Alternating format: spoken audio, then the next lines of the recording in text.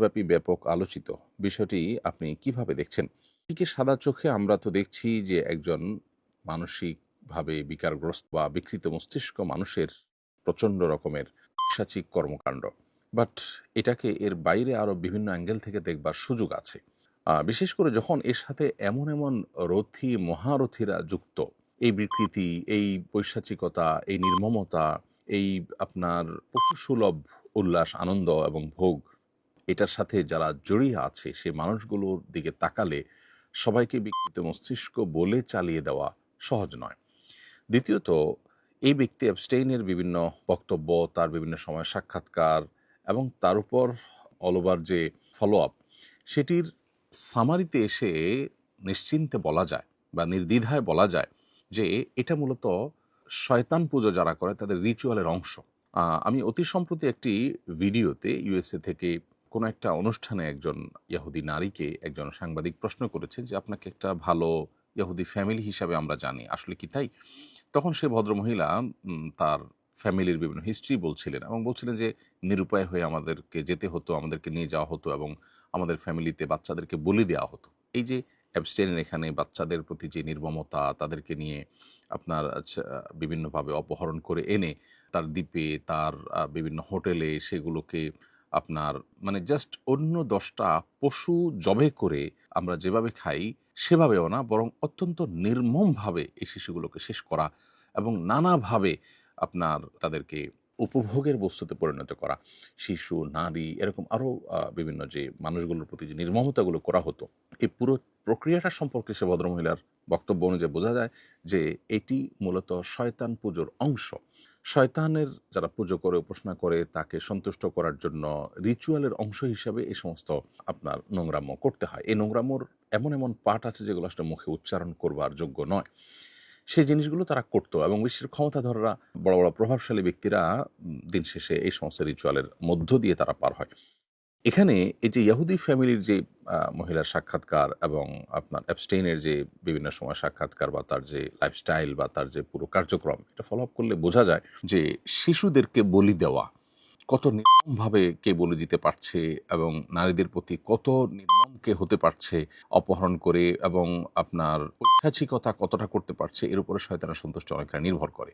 আল্লাহ যে মানুষকে সতর্ক করেছে শয়তানের ব্যাপারে এবং বারবার করে শয়তান থেকে আমাদেরকে সাবধান থাকতে বলেছে, এবং শয়তানকে সন্তুষ্ট করে শয়তানকে শয়তান আল্লাহ সৃষ্টি, তাকে তার বিশেষ কিছু পাওয়ার আল্লাহর তরফ থেকে দেওয়া আছে, এটা পার্ট অফ এক্সাম, পরীক্ষার অংশ।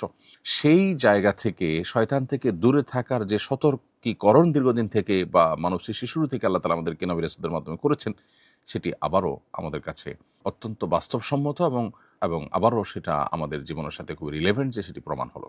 আর এর সাথে পশ্চিমা দুনিয়া যে আমাদেরকে নারী অধিকার, শিশু অধিকারের যে সমস্ত সবক টবক শোনায়, এগুলো যে সবগুলোই তাদের বাণিজ্যের অংশ, এগুলো সবগুলোই যে ধোঁকা, এবং আমাদেরকে বিনোদনের নামে আমাদের যে রিচুয়াল আছে আল্লাহর সাথে কানেক্টেড হওয়ার, আল্লাহর পাওয়ার দ্বারা প্রভাবিত হওয়ার এবং শক্তিশালী হওয়ার, আমাদের দুনিয়া এবং আখিরাতে কল্যাণ এর অধিকারী হওয়ার, সেই রিচুয়ালগুলো থেকে আমাদেরকে দূরে সরাবার জন্য এই ধর্মীয় বিষয়গুলোকে হাস্যরসের উপহাসের বিষয় পরিণত করেছে, এবং বিনোদনের নামে যে সমস্ত আইটেম আমাদেরকে দিয়েছে এগুলো সবগুলো মূলত শয়তানের রিচুয়াল এবং শয়তানকে সন্তুষ্ট করার আইটেম। সেগুলো দিয়ে তারা আমাদের যে আধ্যাত্মিকতা, আমাদের যে আধ্যাত্মিক শক্তি, সেটাকে ধ্বংস করছে।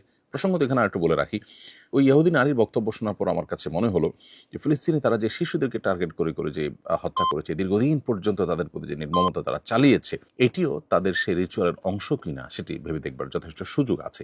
কারণ শয়তানকে সন্তুষ্ট করবার জন্য যে শিশু বলি থেকে নিয়ে যত রকমের আয়োজন আছে, এমনকি ওই যে ভদ্রমহিলার বক্তব্যে শুনছিলাম যে এমনও হয় যে পারিবারিকভাবে প্ল্যান করে বাচ্চা গর্ভে ধারণ করা হয় এবং আশপাশের মানুষকে বুঝতে দেওয়া হয় না, ওই বাচ্চা মূলত শয়তানকে সন্তুষ্ট করার জন্য বলি দেওয়া হবে, এটাই থাকে উদ্দেশ্য এবং সেটি দেয়া হয়।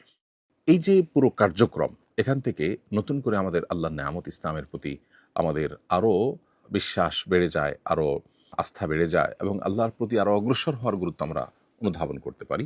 আমাদের কাছে ঝকঝকে তকতকে যে আপনার কালচার উপস্থাপন করা হয়ে থাকে, এগুলোর পেছনে যে কমার্শিয়াল ধান্দা আছে, এগুলোর পেছনে যে তাদের শয়তানি ধান্দা আছে, এগুলোর পেছনে যে আমাদেরকে থামিয়ে দেওয়ার প্রচেষ্টা আছে, সেটি বোঝার জন্য আসলে পণ্ডিত হওয়ার দরকার নেই। অতএব অ্যাবস্টেইনের এই ফাইলটা শুধুমাত্র এই ফাইল যেটি উন্মুক্ত হয়েছে, এর মাধ্যমে যে সমস্ত ঘটনাবলী আমাদের সামনে উঠে আসছে এগুলো, বা তার যে নির্মমতাগুলো ছিল এবং তার সাথে যারা বড় বড় রথী মহারথীরা আছে, এদের যে কানেকশন পাওয়া যায়, এগুলো শুধুই মানবিক বিকৃতি, মানসিক বিকৃতির বিষয় নয়, বরং এর সাথে শয়তান তুষ্টির বিষয় জড়িয়ে আছে।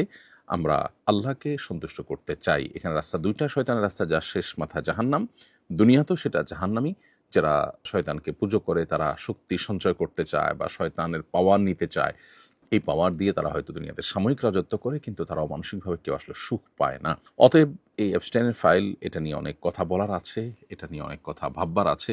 কোরআনে কারীম যে বাল মূর্তিকে পুজো করতে নিষেধ করেছে, সেই বালের বিশেষ অনুগত ছিল এবং তার জীবনের অনেক কিছুতে সেটার প্রভাব পাওয়া যাচ্ছে। এখনকার যে সমস্ত তথ্যপাত্র আসছে তাদের মাধ্যমে, গণমাধ্যমের মাধ্যমে, সেগুলো থেকে বোঝা যাচ্ছে। তো এই যে বাল এর যারা পূজা করত, যেটাকে আপনার ওই যে লিঙ্গ পূজার টাইপের যৌন বিকৃতি বা বিকৃতি যৌনতা, এর সাথে যাদের সম্পর্ক আছে, এরা মূলত ওই বাল মূর্তির পূজার ওইটাকে চর্চা করছে।